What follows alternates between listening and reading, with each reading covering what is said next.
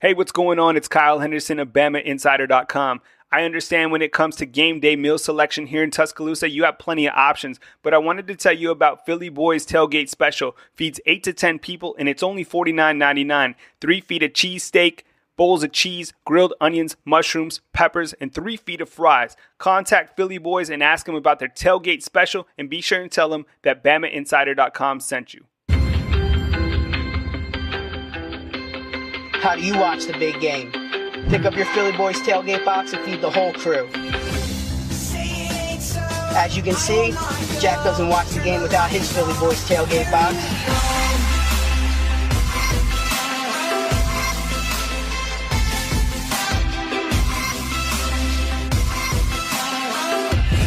Each box contains 3 feet of cheesesteak with a side of Cheese Whiz, grilled onions, mushrooms, peppers, and a ton of fries. Be like Jack and stop in today. Welcome to the BamaInsider.com podcast. Today, from Philly Boyz in Tuscaloosa, Alabama, I'm here with Tony Tsoukalas. I'm Kyle Henderson. You can follow us on Twitter at BamaInsider, and of course, give Philly Boyz a shout out. We're here in Tuscaloosa. First ever podcast from Philly Boyz. Hopefully, it becomes a regular thing because this is my first time here, but it's really great. Cheesesteaks are amazing. I'm going to say something embarrassing, and I hope Matt and Melissa don't get mad at me, but You haven't had a cheesesteak before? This is my first Philly cheesesteak. So that's really sad. I feel kind of, I'm kind of embarrassed about it, but now I'm excited because, I have a place to get Philly cheesesteaks. Welcome to humanity. Yeah. So I wanted to read this off real quick. The people of Philly Cheesesteak have provided us a venue for our podcast today, which we're really grateful for. You can get the Philly Boyz Tailgate Special. Feeds 8 to 10 people, $49.99. 3 feet of cheesesteak, bowls of cheese, grilled onions, mushrooms, and peppers. 3 feet of fries, Tony. I mean, think about that though. If you're feeding 10 people for a tailgate, that's $5 a person. That's pretty decent. I mean, I've tailgated before we got on the beat, and that's a pretty good deal. So I was talking with Melissa before the podcast, and what you can do is actually contact Philly Boyz the day during game day. In the morning, they'll have it ready to go. Just come here, pick it up at Philly Boyz, and the Philly Boyz Tailgate Special. Be sure and tell them BamaInsider.com sent you, so we can make sure to cross all the T's and dot the I's. But today we're here to talk about Alabama football. That's what we do, right, on BamaInsider.com. And Alabama, ranked number 1 in the nation, going into this weekend's contest against a very good Vanderbilt opponent. A surprisingly good Vanderbilt opponent, right? I would say, yeah. And we're trying to build this game up a little bit. Vanderbilt's 3-0, Alabama's 3-0. But it doesn't seem like Alabama fans are really biting the hype of the Vanderbilt Commodores. I think maybe the storyline around this game is Alabama fans being worried about Alabama. I don't think they're really satisfied with what they've seen so far from the team. Whether it be the passing game, that seems like no one can get satisfied with from that, or maybe some struggles on defense last week. I think that's what going into this game, I think most of Alabama fans are worried about. Not so much losing to Vanderbilt, but I guess Alabama's failure to really show its identity. I think a lot of people don't think that they've really shown their identity yet. Now this game will be in Nashville, Tennessee. This will be their first SEC conference opponent this season, and it seems like the mood for the most part has been business as usual. Alabama really hasn't bought into the hype, and earlier in the week it looked like Vanderbilt was kind of, they said some stuff. It wasn't too much trash talking, but there was a little bit of bulletin board material, but Alabama doesn't really seem to buy into it. Well, it's confidence to me. I don't really buy into it being trash. Yeah, I mean, when you're 3-0, you just beat a ranked team at home. I think it was the first, I don't know the exact stat, but it was like the first time they've beaten a non-ranked SEC opponent, maybe like in 50 years or so. So yeah, they have the right to be confident. I don't think they were disrespectful about it. Of course, when you're confident against a team like Alabama, it's going to raise some eyebrows just because, well, it's Alabama. Sure. I think we've seen a lot of growth from Vanderbilt, and I was talking with one of their team writers earlier this week, and a lot of that comes from Derek Mason entering his 4th year at Vanderbilt, and he's taken the program, he's built it up a little bit, and like you said, they beat Kansas State last week, who was a ranked opponent, and even Nick Saban said earlier in the week that he felt that Vanderbilt would probably be a ranked team or should be. I was kind of surprised when I saw that Vanderbilt wasn't a ranked team. I figured, and I think, when that defensive lineman made the statement about how Bama, you're next, I think he actually, if you listen closely, I think he said that they were going to be ranked. I mean, I think Vanderbilt was expecting to be ranked, so that might actually put a little bit of a fire under them. I mean, they might head into this matchup feeling a little bit underrated, a little bit underappreciated, because 3-0 in a win over a ranked opponent usually, translates for an SEC team. I think, you can make the point if there were any other SEC team that they might be ranked. I think it might just be the Vanderbilt brand right now. It's not making them ranked. But hold on, because Vanderbilt, they beat Middle Tennessee 28-6, and then the next week they beat Alabama A&M 42-0. 42-0. Well, Alabama A&M, right? Right. And then this last week they did beat Kansas State. Now, two interesting points for Vanderbilt going in. Kyle Schumer, their quarterback, has the leading passing efficiency in the entire SEC. And Saban seemed to give him credit throughout the week. He's a very efficient quarterback. He's kind of what you would almost expect an Alabama quarterback of old to look like. Maybe not the most exciting or thrilling quarterback, but he's going to be a job that gets the. He's going to be a quarterback that gets the job done. And it's kind of like what Alabama fans are used to before Hurts became more of a dynamic quarterback. He can do more things. Maybe Shermer can't do those kind of things, but he's going to take care of the ball. He's going to, make good decisions, and that's, a lot of times that is how you beat Alabama is by not messing up. Now, when we look at another interesting point for Vanderbilt football is currently, right now, they have the nation's #1 defense, allowing 198 yards per game. What are your thoughts about Vanderbilt's defense? I mean, obviously they're going to be tested this week. Alabama, we haven't seen, in my opinion, at least a true identity. But in the past couple games, Alabama has been close to the 500-yard mark against Fresno and against Colorado State. So much talent across the board for Alabama. Yeah, and you kind of hit it on the head earlier with the teams that they've played. They haven't really gone up against a great offense yet. Even Kansas State seems, not to be the best offense. One thing I think I remember that Kansas State's quarterback, I think he was able to get 100 yards rushing. And if he's able to do that, a person like Hurts could maybe run on this Vanderbilt defense. That's something that might be worth, looking at heading into the game. Hurts has been Alabama's best rusher this season, and if they kind of showed that weakness in their armor last week, that could be something that Alabama takes advantage of this week. Now, as we look back, Alabama 3-0 on this season, defeating Florida State in the opener 24-7. Still such a marquee and monumental win, in my opinion. I know Florida State surprisingly hasn't played since that date. Because of the hurricane, yeah. Because of the hurricane, and then that following week they're scheduled to play Miami, which a game has been scheduled for now October 7th, I believe. The following week, Alabama defeated Fresno State 41-10, and then against Colorado State last week 41-23. So Alabama, they are 3-0, and Nick Saban said in his earlier press conference, sometimes it's, you forget that you're 3-0 just because the expectations here are so high. I'm not asking for an overall grade for Alabama football, but in your opinion, is Alabama football playing Alabama football? They've been playing kind of weird. You know what I'm saying? For a while there against Colorado State, it looked like the score was going to get out of hand, and then Colorado State made some really good adjustments, and Alabama kind of faltered at the end. I think third downs really killed Alabama last game. It kind of worked that game into maybe an uglier game when at one point Alabama was running away with it. The Fresno game had its ups and downs as well. And then, the Florida State game was kind of a weird game that had special teams won the game. So I think that's what the concern around Alabama is. They haven't really won in a traditional, just perfect kind of game yet. I don't think they've played a complete game yet. So if they're playing Alabama football, Alabama football is kind of, at this point, grinding out wins, and really they haven't struggled. So I would say yes, maybe, but at the same time, they have by no means played a perfect game, or the game that they're probably looking to play yet. We're coming to you from Philly Boyz in Tuscaloosa, Alabama. They got a great deal for your Saturday tailgate. It's called the Philly Boyz Tailgate Special. Feeds 8 to 10 people, $49.99, 3 feet of cheesesteak, bowls of cheese, grilled onions, mushrooms, and peppers, 3 feet of fries. Tony, we had the cheesesteak today. It's amazing. It's really good. Tuscaloosa doesn't really have a place like this, so if you're in the mood for a cheesesteak, I think this is really the place to go. We're always talking about food on the site anyways. I mean, I'm not just saying this because we're here. It's really good.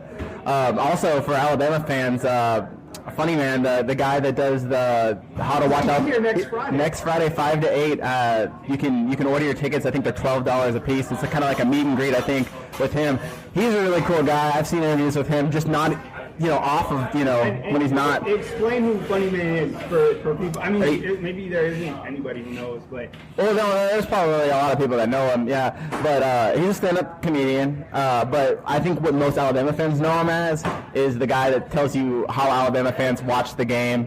He kind of goes through every SEC game and gives his reaction, and it's really funny. It's a must-watch every. It's really well done. Yeah, I think it did. Did it start last? I think it started last season. If it didn't start last season, it started the season before that.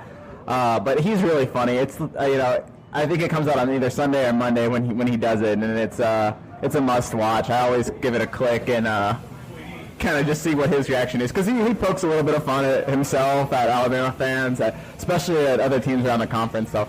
It'd be definitely worth it to come out here and to meet him on Friday, because I feel like you'd have a good time, and I'm sure he's even funnier when he's off of his skit and just talking with people.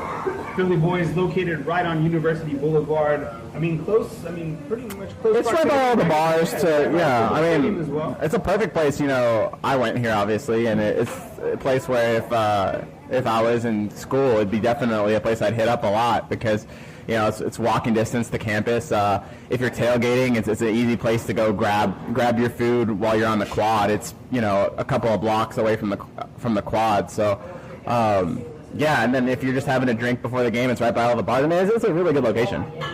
As we look towards this Vanderbilt game, can we talk about some injuries that Alabama has gone through? Because they've been hit with the injury bug early on this season, but I think we're going to get a look at Rashaan Evans as well as Anthony Jennings and possibly Josh Jacobs, the running back. Can you elaborate a little bit on each of those positions? Yeah, well, we'll start with linebacker. All three of the people that were out, Rashaan Evans, Dylan Moses, and Anthony Jennings, they all look pretty much good to go.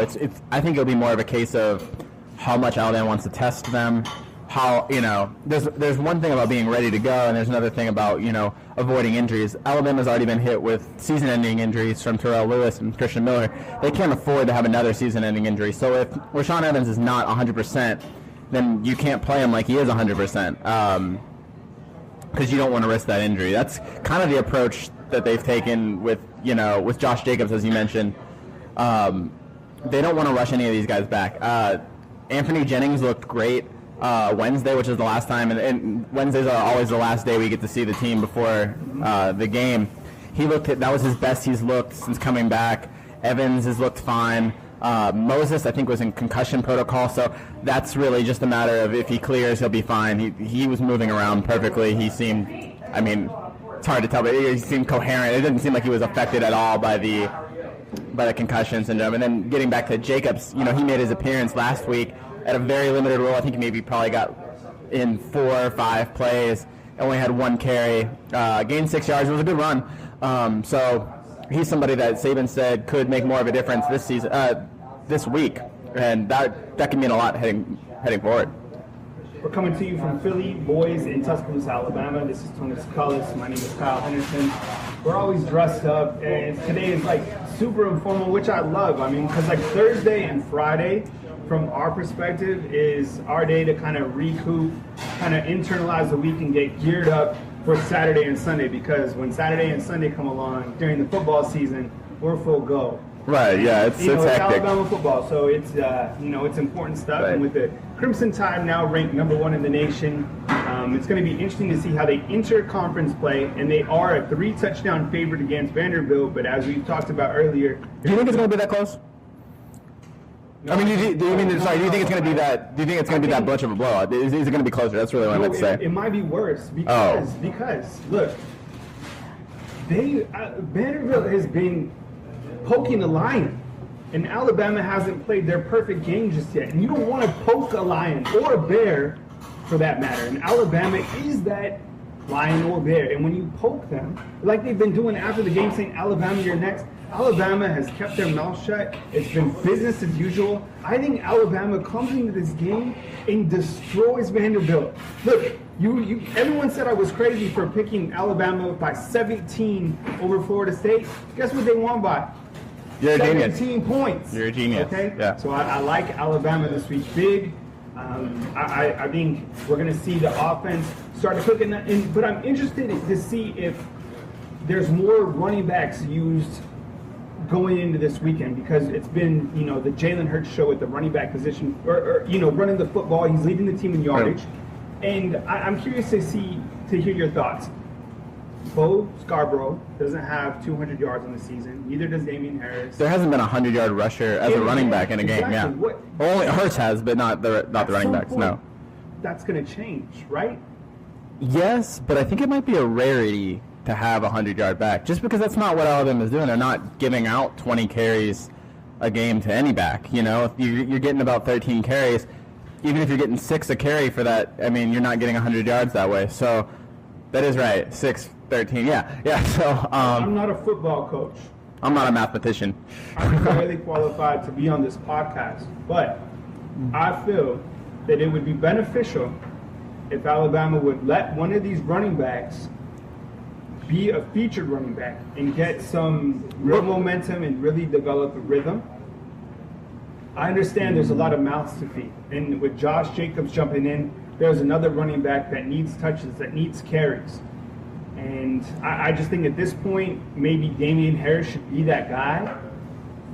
But then, how are you going to take the ball out of Bo's hands? And the way Bo looked against Colorado State, it was scary. And I think if they feed him the ball 20 times during last weekend, it could have been over. I mean, Alabama got up to that hot start, and then the second quarter was strange. But we saw glimpses of Bo Scarborough last week that were... I see what you're saying. I think it's a little bit... I'm taking the other side with that, because it's early in the season. It's you do have the luxury of having so many talented backs, so use them. You know what I'm saying? Don't get anyone injured. Don't get anyone overworked, and make sure that everyone you're sending out there is fresh. One thing that Saban said last week is that both Harris and Bo ran as hard as fresh as they have all season. And that's, I think, a product of sharing carries. For a star back, Damian Harris is always quick to say that he actually likes having a bunch of different backs on the roster because it allows him to stay fresh. He doesn't see it as a disadvantage to coming to Alabama. He sees that as an advantage. And if you look at him, he's a guy that last season averaged 7 yards a carry. This season, I think he's averaging somewhere around 6 yards a carry. I think a lot of that is because he's coming in constantly fresh. He's never banged up. He's coming in full strength against a lot of times a tired defense. We're coming to you from Philly Boyz in Tuscaloosa, Alabama. Give them a shot. Just opened recently, located on University Boulevard, close to Bryant-Denny Stadium. We're here conducting our podcast. We had a Philly cheesesteak. Your first ever Philly cheesesteak, which we learned earlier. It was my first Philly cheesesteak. Which was the weirdest thing. It'll be my last. So yeah, I'm excited that we have a spot. Do they not have Philly cheesesteaks in New Mexico? I mean, I'm sure they do, but it's not like... I guess it's kind of far away, right? Yeah. Yeah, I mean, we're doing like burritos and, other items of, I guess, goodness. But yeah, Philly cheesesteak lacking in the Southwest, I guess. Huh. But anyways, give this place a try. We loved it. They got a tailgate special, which I read out earlier. So we've enjoyed it here. And we're talking today Alabama versus Vanderbilt as you drive to Nashville, Tennessee. Hopefully you're safe and hopefully listening to the podcast. And as we kind of get towards the end of the podcast, I wanted to talk a little bit more about the Alabama defense. You wrote an article today on Levi Wallace. We had a little bit of a disagreement about Levi Wallace. You can read the disagreement on the website, BamaInsider.com, on the message board. I provided some great GIF material, kind of a GIF master, if you will. Your GIF game was better than your argument game, in this case. I'm just saying. This guy. Yeah. Last week, Levi Wallace had 4 pass deflections against what many feel could be an NFL receiver in Michael Gallup, right? Which probably will be an NFL receiver in Michael Gallup. But then and against the nation's #1 passer. I know, but they were also saying that Nick Stevens was an NFL quarterback. I don't know. Wrong. No, he's not. Probably not, but I do buy the hype on Gallup. I don't buy the hype on Gallup was a good receiver. Tell me about Levi Wallace. So build your case for why Levi Wallace has been, having the season that he's been having. I'm not against Levi Wallace. I respect his game, and especially his off-the-field demeanor, because he's a wonderful young man, right? I think he's really yet to be tested, but according to Tony, he's turning it up, and Pro Football Focus has some great numbers. Yeah, let me read you a stat that I found really interesting. First of all, let's talk about Levi. He made the Pro Football Focus All-SEC defense for the second time in 3 weeks. The first time was against Florida State, a team that you earlier said was, still one of the best teams in the nation. He has a 87.8 grade for all 3 weeks. That's that's pretty great for somebody that plays every day. But his opposing quarterback rating is 21.1. Okay, I know a lot of people don't know what that means. If using the NFL rating, which that was 21.1, if a quarterback was to drop back and throw the ball out of bounds every single play, his quarterback rating would be 39.8. My goodness. It is better to throw the ball out of bounds than it is to throw the ball at Levi Wallace right now. At least if you're going by statistical, And I'm a huge stats guy, so I think in this term, it's hard to rebuttal that. And what we've seen from him as a former walk-on has really been incredible. So he's been doing his thing. What else about the secondary has stood out? They have 5 interceptions, not the secondary, because there's been a couple linebackers that have an interception this year, right? Right, and they're doing some things with the secondary with cornerback blitzes that sometimes those can lead to miscommunications. I think that's happened this season where, blown coverages come from maybe a call being made too late on a cornerback blitz and then people being out of position. I know Anthony Averett's kind of had a struggle first 3 games. He's somebody that I see as I thought he was personally Alabama's best cornerback last season, so I'm not too worried about him. But he's somebody that's had 3 penalties against, gave up a couple big plays, so he's somebody that's going to need to improve. Minka Fitzpatrick's solid anywhere you put him. And then I've actually liked what I've seen from Hootie Jones and Ronnie Harrison as a safety. If you would have told me at the beginning of the season that when Alabama's in the nickel, they're putting Minka Fitzpatrick at star and Hootie Jones at strong safety, I would have told you that was going to be a liability with Jones at strong safety, and it hasn't been as much. Like, he's really held his own, and he's somebody that's kind of knocked Tony Brown out of that first-team star out of the nickel package, and that's as much as it. I don't think that's as much as a knock on Tony Brown as it is commending the job that Hootie Jones has done. So. He's just been solid. Ronnie Harrison's been solid. Ronnie Harrison's play has been exceptional, in my opinion. This year he has 18 tackles. And earlier in the season, Minka Fitzpatrick told us that Ronnie Harrison is someone who can play the pass, come down, make the run. Yeah. He's so a very versatile, physical. And he's so physical. He's a big dude. What is like 6'3", 215, would you say? Yeah, something like that. And he hits hard. He is, I honestly think if I could take one person I didn't want to take a hit from on a team, it might be him. No, it would be Deron Payne. You don't want to get I don't know, man. You got the momentum of the speed of Harrison. Deron Payne picked Tony Tsoukalas up. Well, yeah. Smashed him into the ground. And now he's going to because I didn't pick him. But Ronnie's got this, he's got a mean streak. He's to me, he's like Reuben Foster in a safety. That's what I see with him. All right. So.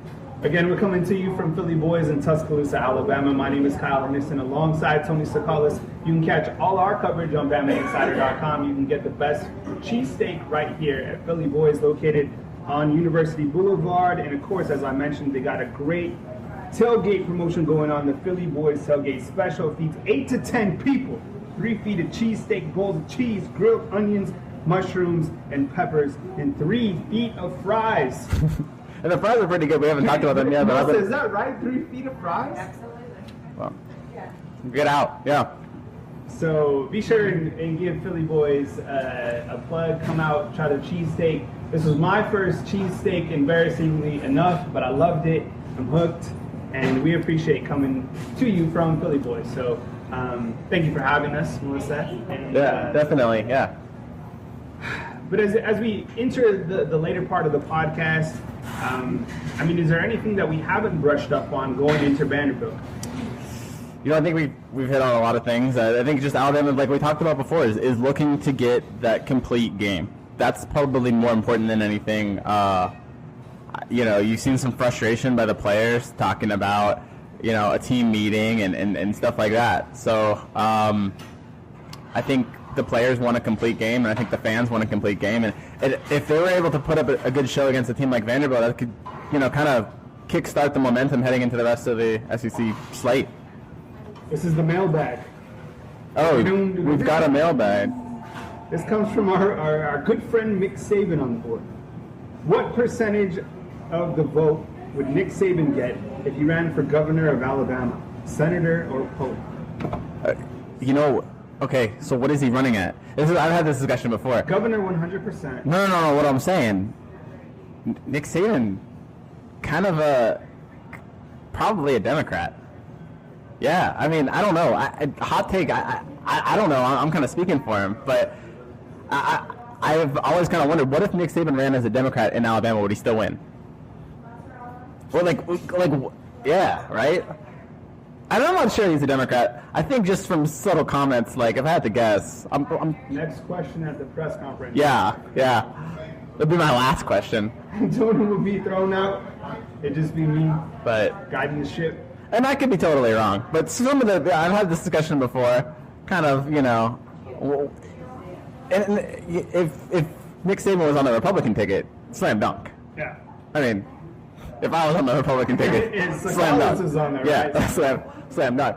But that'd be interesting, right? Could he overcome, you know, that I think that would throw Alabama fans into the biggest, like, mind blend. I don't know what they would do, because I mean, you got to say most of this. I don't want to get too political on this podcast, but you say most of the state is Republican. I mean, I don't think I'm breaking any ground here. You're fine. That's right. But yeah, thanks for the mailbag question, Nick Saban. Again, we're coming to you from Philly Boys. We're gonna try to get. Do you want to come on? Do you want to come join? You good? Yeah. Okay. We're gonna get one of these Philly Boys cheesesteak guys on one time. They're gonna walk us through the process. Yeah. Oh, we could. Awesome. All right.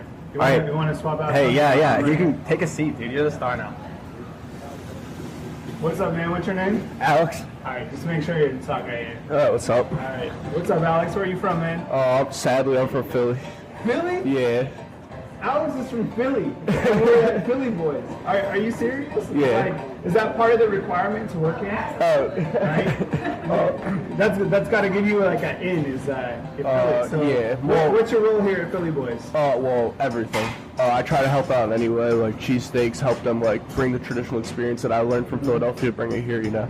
So you're in Philly, you're either Geno's or... Well, I work the Geno's, but I'm more of a Pat's guy. So those are right across the street from each other, right? Mm-hmm, yeah. So is there like what's the main difference? Well, Geno's gets it out so much quicker, but Pat's is so much better. Okay. Pat's gives you more of a realistic taste. And is the cheese pretty much the same? Oh, yeah. Well, our cheese was better, actually, in my opinion. Okay. Like, I've had it every day for, like, years and years.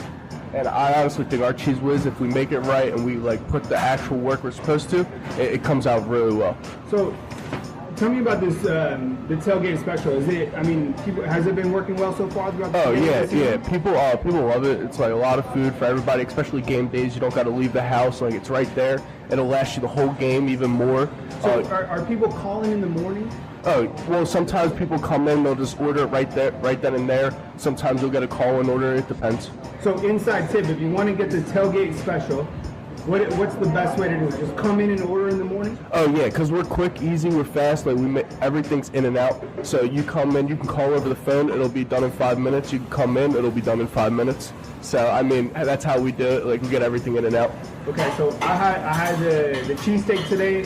What else is on the menu? There, you got your menu underneath. Oh, wow. What else are people ordering? Well, people love the buffalo chicken.